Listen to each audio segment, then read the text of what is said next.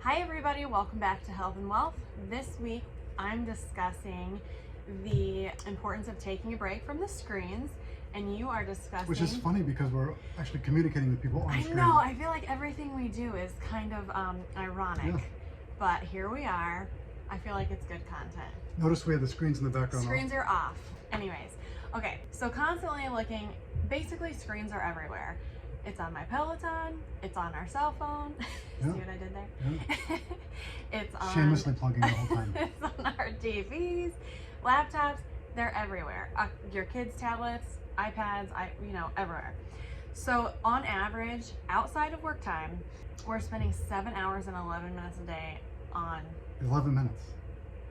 What'd I say? 7 hours and 11 minutes. That's an average. Okay, That's outside of work time though. Like, let's think about this. You work on average Sure. 8 hours a day. 7 extra hours and 11 minutes you're on a screen, on average. It's a long time. There's more, there's less, okay? Televisions. I your know, phone, but okay, isn't that tablets, crazy yeah. though? So anyways, they are consuming our lives, and studies are showing that it's not a good thing. So screens emit blue light, which can obviously cause eye strain, and it can also trick your brain into thinking that it's daytime when it's not, thus keeping you awake more, which that's obviously going to cause us lack of sleep. That's why they tell you not to be on your phone at night when you're ready to fall asleep, right? Yeah, but okay, but let's talk about that. Who really doesn't do that? Do you? Yeah, no, I do. Right? I do too. But there's ways that you can, I don't want to say get around it, but we'll get there. So it causes lack of sleep because it tricks your brain into thinking that it's it's daytime when it's nighttime, and it also causes eye strain, which is going to cause you headaches, fatigue, things like that. But there's other issues that come about these screens. So chronic neck and back pain. And I read that and I thought, why? Well, because you're looking down, or you're holding your phone, or you're looking at your laptop. So, if you're finding that, maybe look at some ergonomic ways. I know Julie that works with us, she has a prop for her laptop so she's not looking down at it all the time. So there's some ergonomic ways to get around that, but it also causes obesity. You're sitting on your screens, you're watching TV, you're not... Now, if I'm on my Peloton watching the screen... Sure. You're burning calories. I'm burning calories. Right. And how many, a lot of gyms now have the treadmills that have TVs in them. Sure. So, okay, there's a give and take. But for the majority of it, it's obesity because you're being sedentary. You're either sitting on your phone, or you're sitting and watching TV, you're sitting playing a video game. There's also a risk for higher blood pressure. And then going back, it causing sleep problems, which also, okay, so lack of sleep is another topic that we could get into all day. But lack of sleep causes a lot of problems in itself, these meaning, leading to poor academic and social performance. Can I ask you a question? Yeah. So, causing the high blood pressure, Yeah. is that a result of I'm not exercising, or is that a result of I'm looking at things that are making me tense? That's the thing. Yeah. You don't realize what you're doing when you're living a sedentary lifestyle, but also it's causing anxiety and depression too. Because think about the stuff that you see on Facebook. Sure. There's a ton of political stuff, or just stuff you don't want to see. So yes, absolutely. So what can we do to reduce our exposure to blue light? Well, I'm glad that you asked. Blue blockers. So these are really cheap. You can get more expensive ones, but I get these on Amazon. I typically get bundles of 6 for under $10.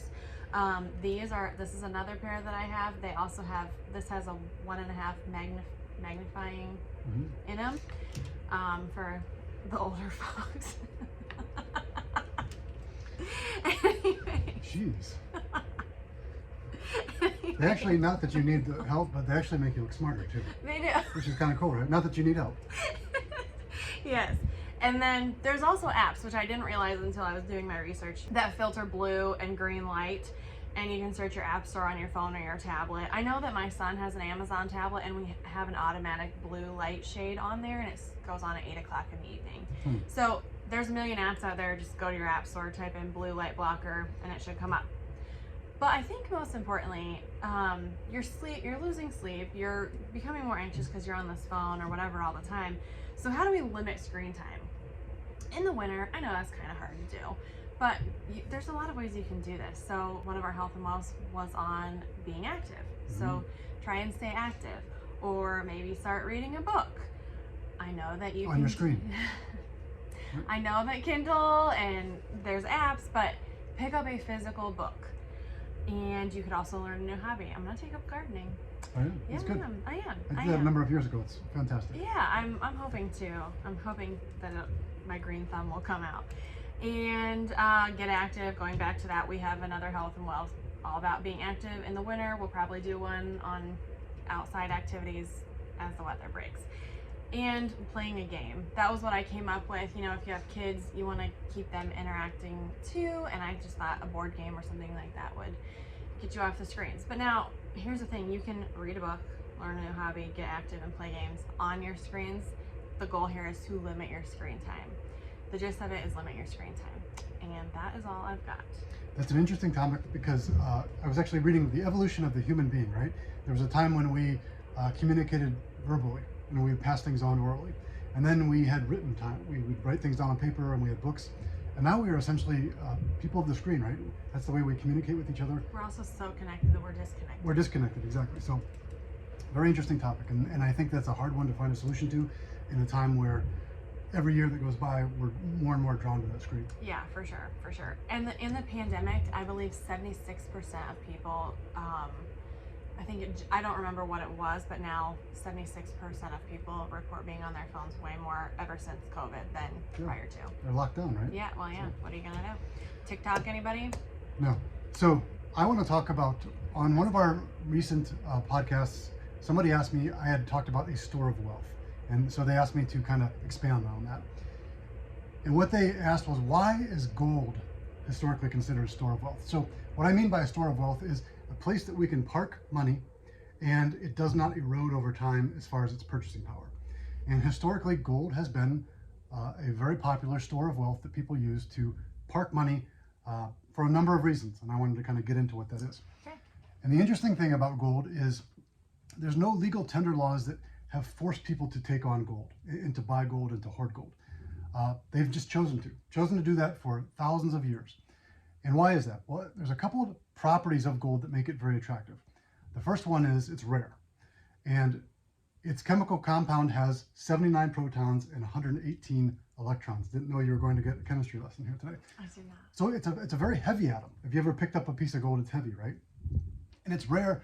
A lot of the scientists nowadays believe that the gold on Earth, actually most of it came from explosions of supernova stars that took place. And so these are very, very hot, intense events that happen in space, right? And so it's rare. And there is a low stock to flow ratio. And what I mean by that is we saw in 2020, our government printed a bunch of money, and what happened? Inflation took off, right? Because we had more dollars chasing the same amount of products.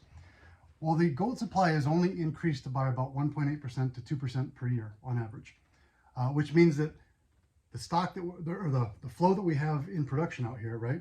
There's only a trickle of new gold coming in, okay, which makes it allows it to keep its purchasing power, right? And the other thing about gold is it's very hard to counterfeit. Yes, there are some labs that have created gold in labs, but it's very, very difficult to create. It's not efficient. It's not energy. Doesn't make sense energy-wise. So there's this limited supply, and it can only be mined. We have to mine the new gold to create more gold, right? And it's very difficult to do that. So it can't be counterfeit, and it also holds up over time. So what I mean by that is, if you find a chunk of gold and you bury it in your backyard for 50 years and you dig it back up, it's going to be the same shiny piece of gold that it was before. Mm-hmm. So it holds up over time. One more point here that I wanted to make that's slipping me, but really, those are the components that make up gold, is the rarity of it. It's malleable, like I can turn it into coins, I can turn it into jewelry, I can turn it into a lot of things.